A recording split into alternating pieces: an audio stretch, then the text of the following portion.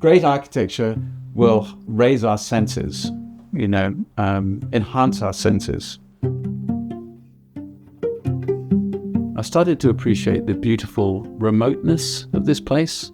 And I think in designing a building like this, what we hope to do is to help other people appreciate that beautiful remoteness.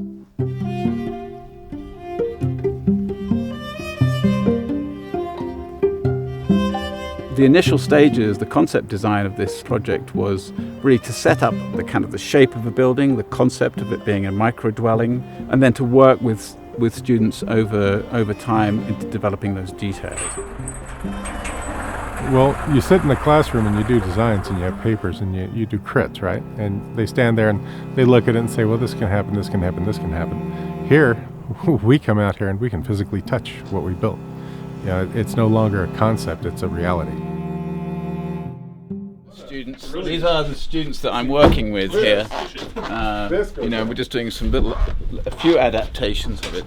But again, you get a good idea of how enthusiastic they are about building things here, about getting hands-on experience. In Nebraska, in the Great Plains region, there's a deep tradition of people knowing how to build their own buildings and a strong connection between the land and architecture. We're really indebted to the way that students are really passionate about doing things that matter to their community and doing things that matter to the places they come from. It was really set up to think about the relationship between what we do in the architecture school and the state of Nebraska. What we try to do is to find ways of inventing ways of using trees, particularly within this part of the state, and the type of trees that may get discarded. And eastern red cedar is definitely one of them because it's regarded as being an invasive tree. It's not, it's a native tree, but it's regarded as being invasive.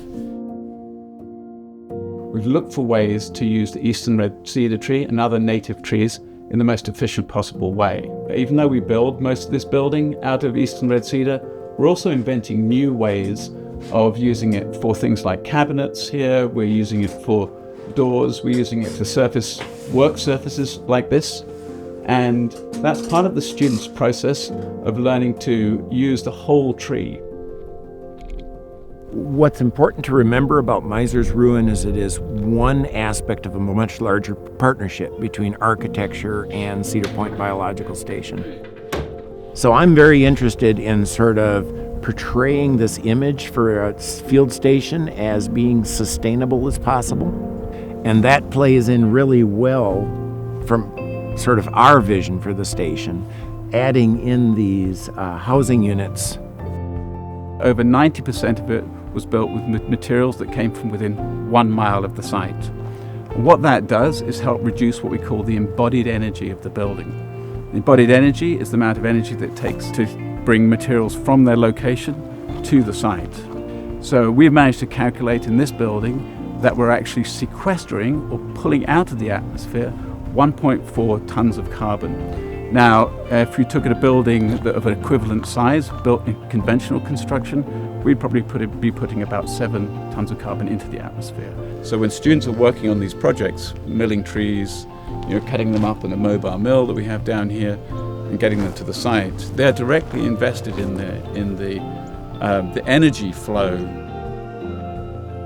We're not just producing a building, we're talking about materiality, we're talking about the rural context, and we're talking about what it means to consume materials when we're making architecture.